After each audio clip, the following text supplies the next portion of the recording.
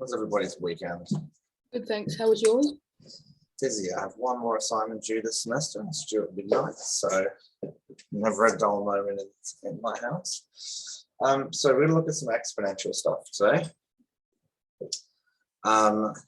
What kind of things can we solve with exponential functions, or what can we look at when we're looking at an exponential function? Logs? Yeah, try and go a little bit simpler than that. Actual practical real world things that we can solve. Interest? Tyler, I can hear Henry. Hang on, Tyler's home.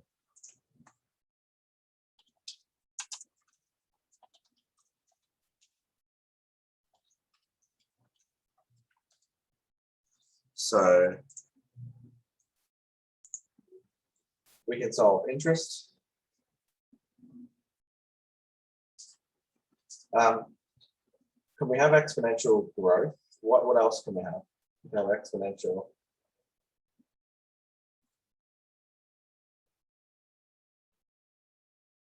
Decay. Whatever the opposite of growth is. Yeah, decay. So we can solve interest, population. Then remember what the exponential formula for solving things like population. Mortgages. Mortgages, yeah. So you can have interest, you can have reducing balance lines.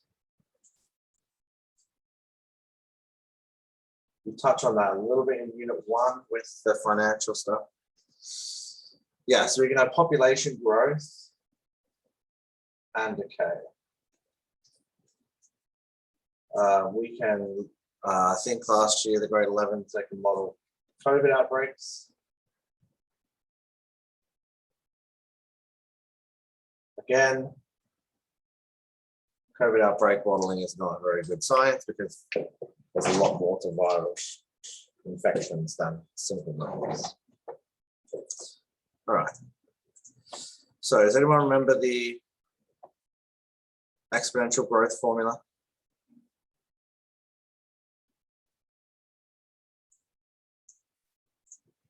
For when we're looking at a system that exhibits exponential growth. So I'm going to go around and grab a different pen. This one. Oh no, I've forgotten. Hang on, I was going to grab a different whiteboard marker. This one's good.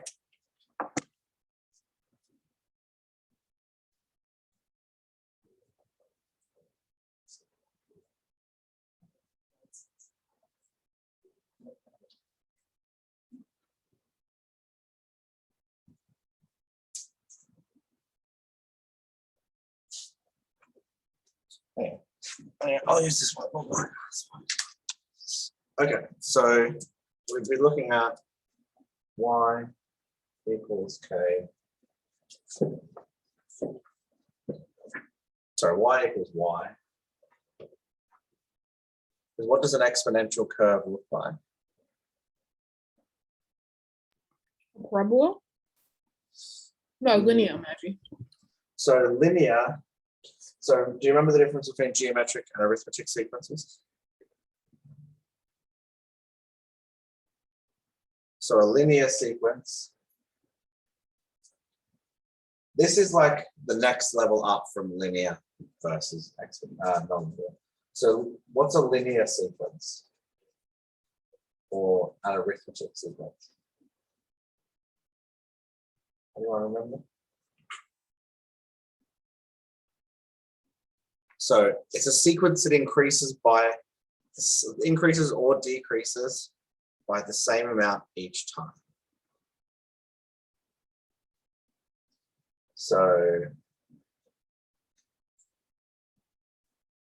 you get a nice, we'll represent it graphically, you get a nice straight line through your data.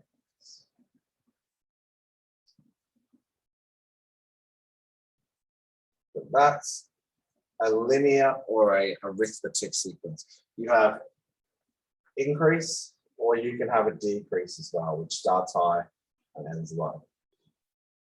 But what we're looking at here is a linear sequence where we can accurately predict an unknown point based on where the point may be on the x-axis. Now, if we're looking at exponential, it starts with a j.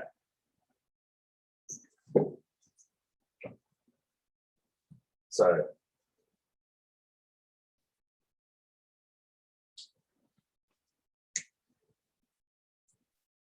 we get slow growth, and then she goes pretty well straight up in the air. And that's because each successive increase is a ratio rather than just an increase of 1 or 2 or 3 each time. So if we had a ratio of 0.5, well, no, it's a silly example, of 1.5. So if we started with 1, I'm going to do it for ease of calculation. I'm just going to make the ratio 2. Each number is 2 times greater than the previous one. We can model bacterial growth at any point using something like this. So we start with 1. At the next data point, it will be 2. What would it be in the next data point? I just realized how wonky I was writing. If the ratio is 2 times the previous, what would the next data point be? So we've got 4, we've got 8, 16, 32, 64. And the reason it goes like this is you can see the distance between the points, not the distance, well, the distance on the graph, but the number difference is growing exponentially. So 128, 256, we can go 512, 1024, and that's why it starts off slowly, increases, and then you get exponential growth. So COVID modeling is often done with exponential growth. That is probably a bit above the scope of what we're doing here. If we have a linear equation, we would have slightly different. So let's pretend that now we're just looking at linear, where we have an arithmetic progression. Yeah, start with 1, and the common difference is +2. 3. And if we remember back to grade 9 and we look at our gradient, with a linear equation, the gradient won't change. 1, 3, 5, 7, 9, 11, 13, 15, 17, 19, 21. It's going to stay nice line left one. Whereas exponential, you have 1, 2, 4. So the gradient starts off almost flat, picks up like this, until it almost becomes vertical. It doesn't become vertical because then it will have an undefined gradient. Does that make sense for the difference between an exponential and linear? Yes. Or another way to put it, like a logarithmic graph as well. So, things we can model. Bacterial growth is a classic one.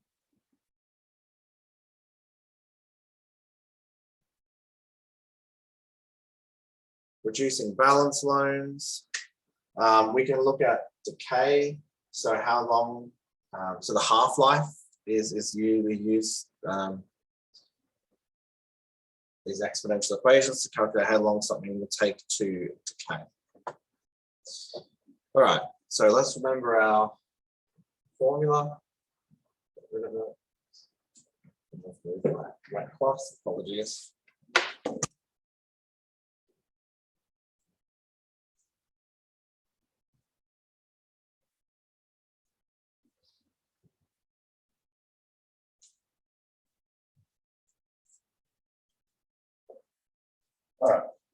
we go back to our formula, we have y equals y0 to the power of, or e, the power of k. So in all of this, we need to know growth constant. Because why would it be important to know the growth constant?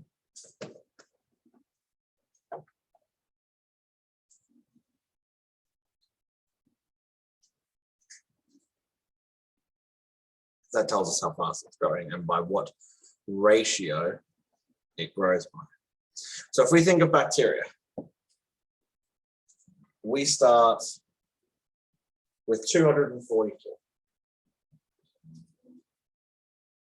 Say at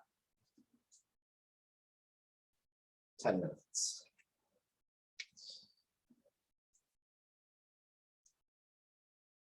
At 20 minutes, we're going to have 291.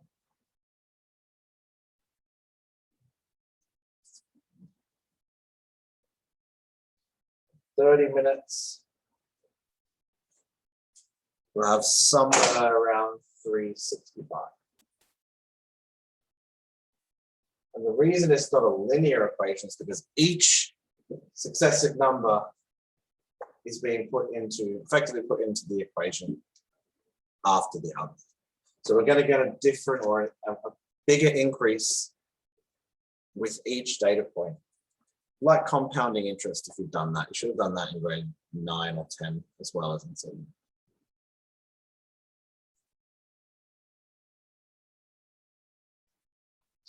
So we can also look at this growth function. We'll use this to answer these next few examples. So we have the linear or the exponential growth factor. F to the power of t, dying. The power of t equals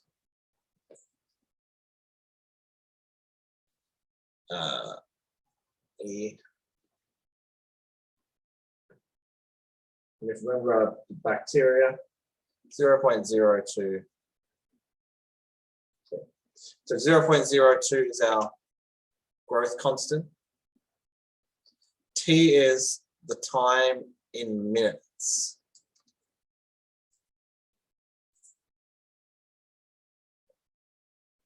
So how many so using this, and I'll let everyone have a go. How many bacteria after 5 hours? We're on 60 seconds. Have a go on solving that.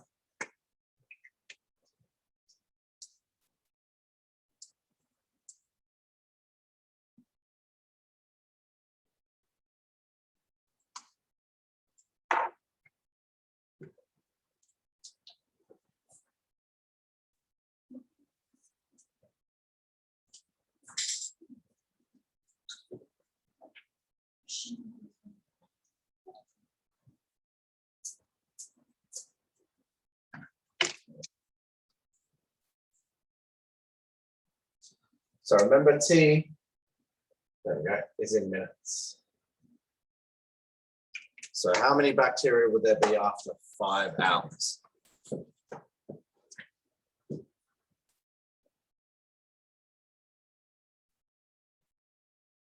I got 200e to the power of 6, but I don't know what. So it should be 80,000. So you should then have, so F and time in minutes, so 300 should give us 200.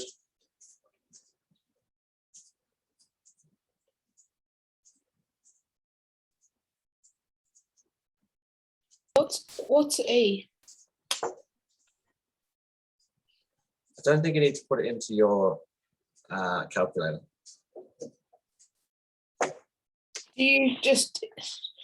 Did you just do 200 to the power of 6?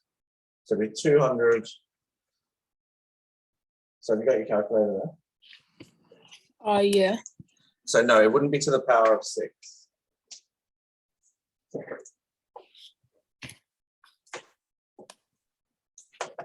Let me put it in the scientific calculator here. 200. Oh.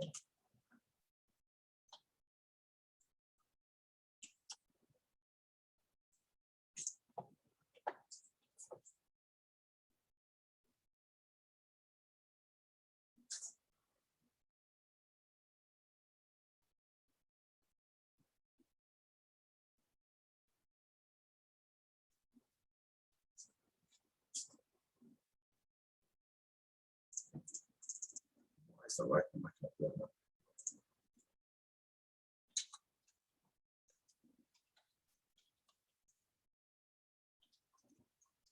Let's put it in my calculator one.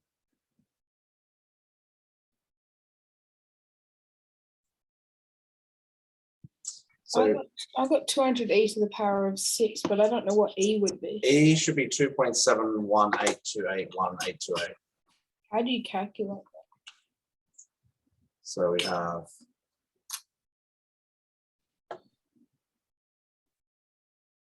200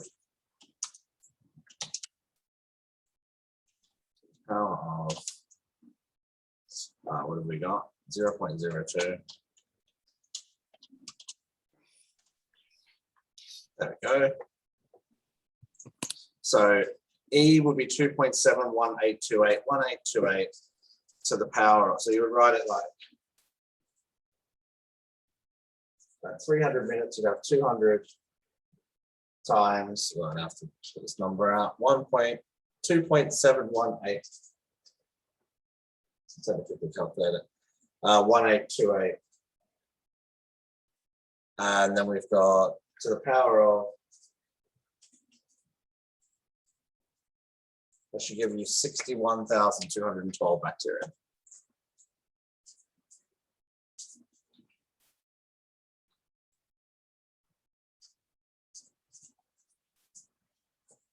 Did you get the same answer as me? I only got 200e to the power of 6 because I didn't know how to get e. Oh, so just put this number in. Oh, okay. Yeah.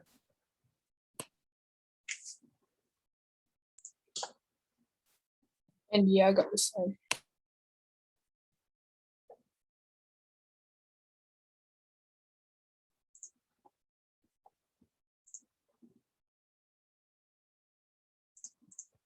What about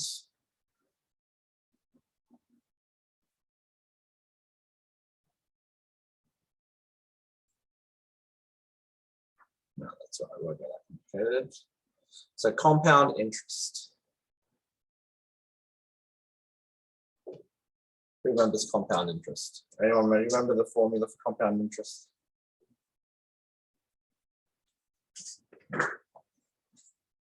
Henry? Yeah, I remember it. What have we got? It's like, oh, I'm trying to think. Isn't it like A equals P and then brackets 1 plus R over N to the power of NT? So P. So 1 plus R over N yeah. to the power of NT. So what are each of the components?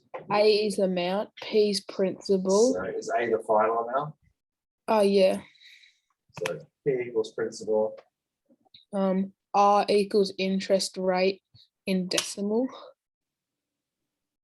How do you calculate the interest rate as a decimal? You divide it by 100. Yep, but how actually hold that thought. And then N is the number of times interest is compounded per unit. Yeah, you often call it number of rests. Number of rests, okay. Yeah. And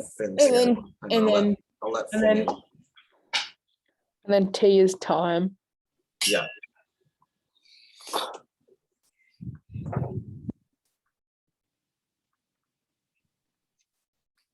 Time in.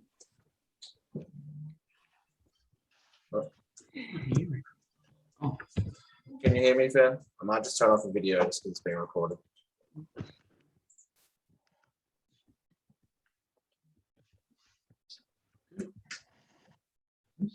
No. Can you hear me? Take that as a no.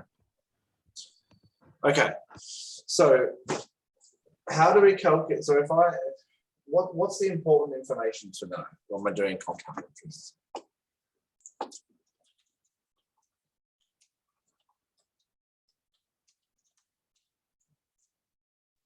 The annual interest rate.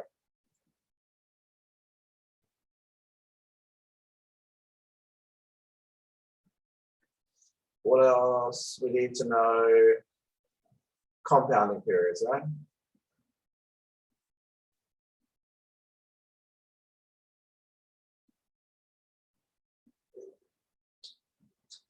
So, just wait to see if Finn, can you hear me?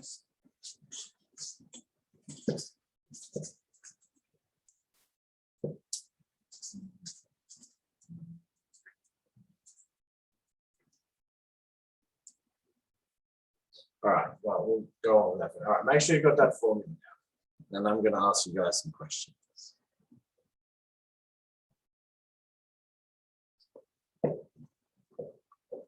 So, although it's in a slightly different format, this is effectively an exponential function. But the rate of change depends on the interest rate. So, if I had $10,000 invested 5% per annum. Let's start simple. Compounded yearly. What would the value be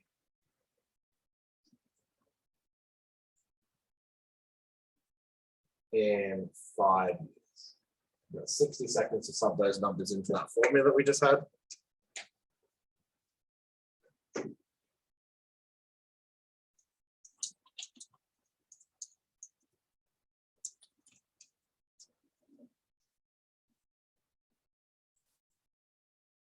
That's Connor. Everyone read my backwards chicken stretching line. Kai, can you hear me? Yes. Can you hear me? Yeah. All right, cool. Cool. So we're just doing compound interest.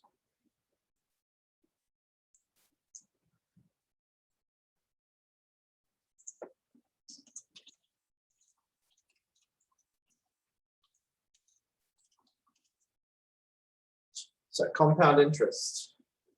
How much have I got left if I invested 10 grand at 5% per annum, interest compounded with yearly rests? What would the value be in 5 years? And we're going to make this progressively more difficult, and then we're also going to get you to solve the interest rate, the number of years. I got $12,833 So, and 59 cents. so A equals period, which is what, 10 grand? What do we got in the brackets here? 1 plus R over N. 1 plus interest rate, which was 0.05. And we've got 5 there.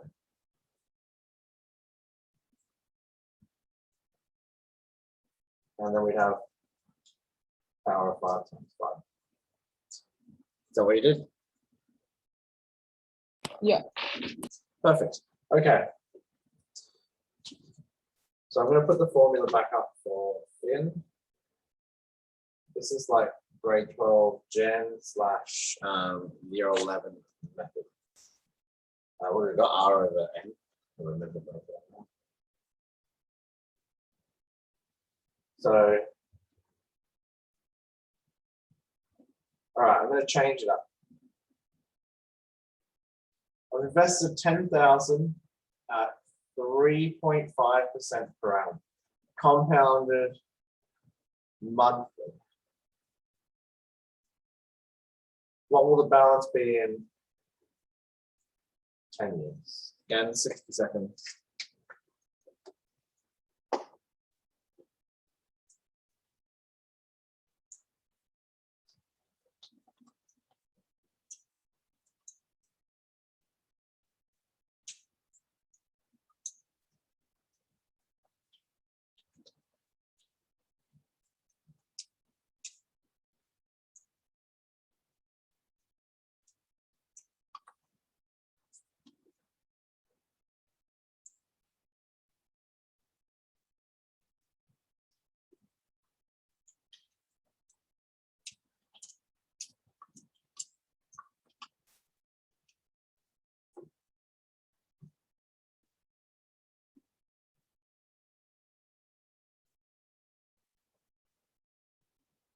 So for Finn, R is the interest rate, N is the compounding period, time in years, and how many times it's compounded per year.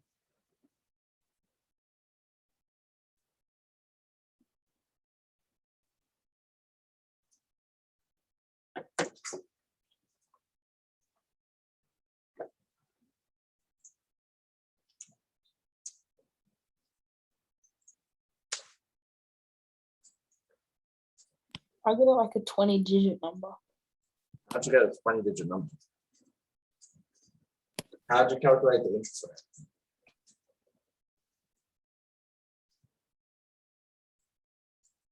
So 0.035, It's 0.35. that'd be 35%.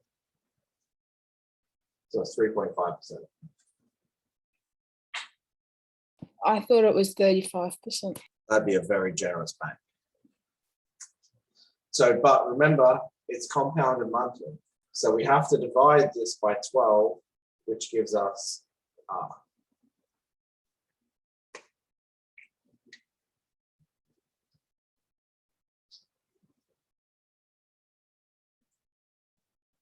Why do you divide it by 12? Because you've got 12 monthly compounding periods. So every month, the money's being compounded. They're not going to give you 3.5% every single month. They'll give you 3.5% divided by 12. And usually, if it's compounded monthly, the effective interest rate, which is again something we'll calculate depending on time next week, the effective interest rate would be like, again, so the actual interest rate you would receive per year, if it's compounded monthly, might be 3.6%. But I'm not going to add that in yet because that might just confuse you. So what was our interest rate divided by 12? 0.035 divided by 12 gives us, that's 10 million, 12. A ridiculous number. Probably should have made it 0.036, but so what happens when I make up my own questions. 0.0029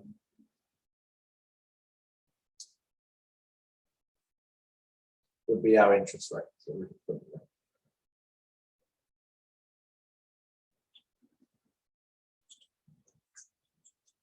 So that's telling us how much interest we are getting every single month. N being 12 times 10, so we have 120. Anyone want to calculate that? 0.00. I got $620,643.16. That would be a very generous bank. So we've got 10,000. So we've got 1 plus 0.0029 to the power of 120. So the answer should be 14,155 or somewhere around there. So just to clarify, that's 0.0029 and then to the power of 120 for 10,000.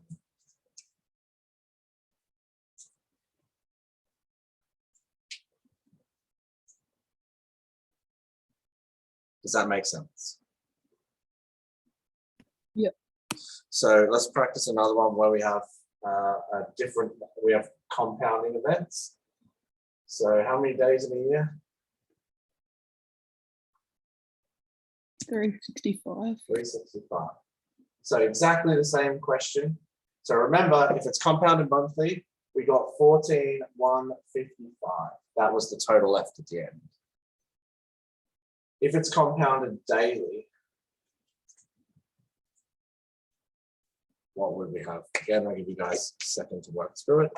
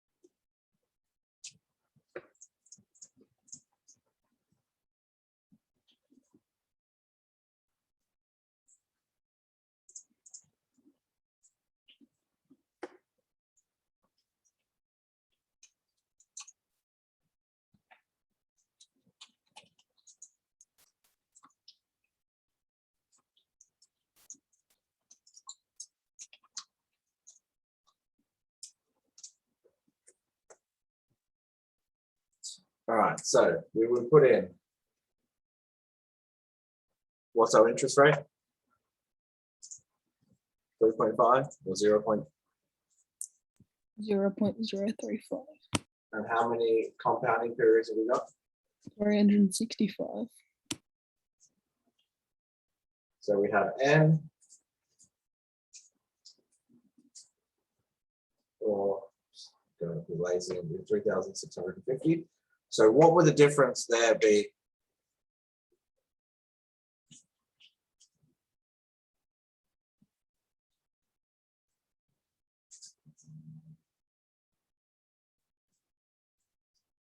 Between where we have 14,155. Well, you're going to get much more money because you're getting it compounded every day. How much more though? What's the total of this calculation? I got a different calculation for the first and second.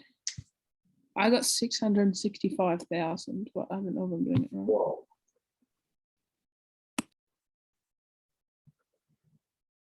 So 10,000. We've got 1 plus. Depending on what mode the calculator it is, it may not be following BODMAS correctly. Let's see if my Google Scientific / correct. So I will do it. 365 to the power of 3,650, 14,190.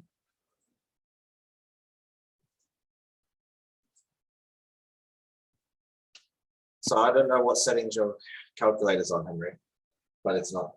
I don't think it's doing BODMAS correctly. Yeah. I think it's putting everything in here to the power of 3,650.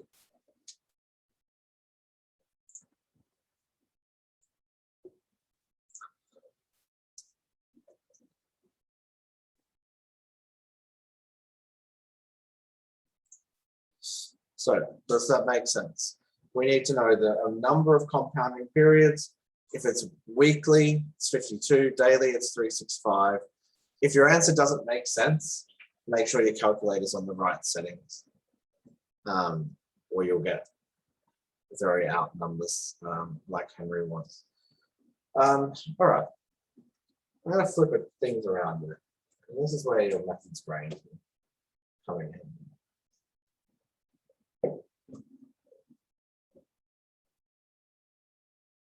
I want you to take 30 seconds. So I'm going to use an actual question. Textbook for this one.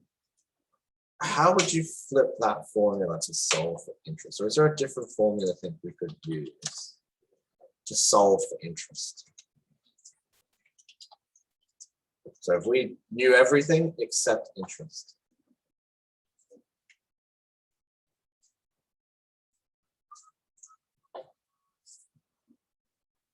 I might even throw in a slightly different formula.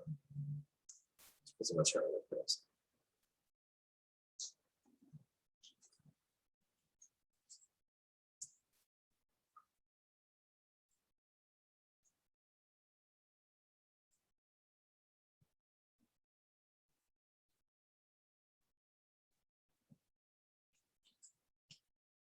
So I'm going to simplify the formula so that we can then rearrange. So A equals P 1 plus I power.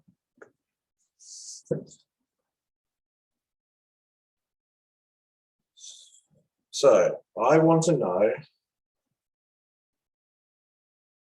how much do I have to invest to finish with $10,000. Now I know A. What I don't know is P. Interest is 0.09, and let's call compounding periods 60. I've just simplified the formula ever so slightly, just to make it a bit easier. So how could I solve for P in this scenario? You do 1 plus 0.09 to the power of 60, you'd get that answer. Then you'd do 10,000 divided by that, and that's how you get P. That's quite efficient. We could also do 10,000, equals P times 1.07. So 10,000 times P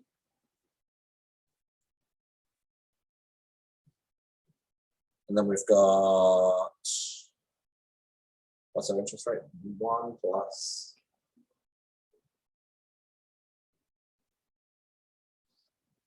we then have 10,000. Someone want to calculate this for me? There we go.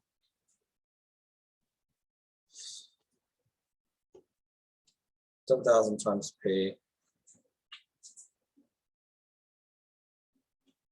Let me just calculate that number.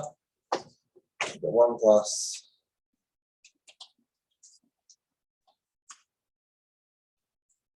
power of 60. So it'll be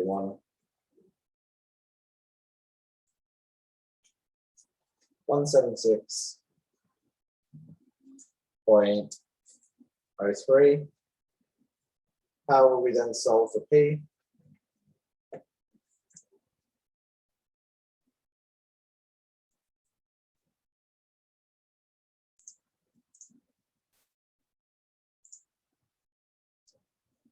So we just 10,000 equals. So we could then divide the two rather than times it. We simply swap P and that. This becomes the inverse. So P equals 10,000 divide 176.03.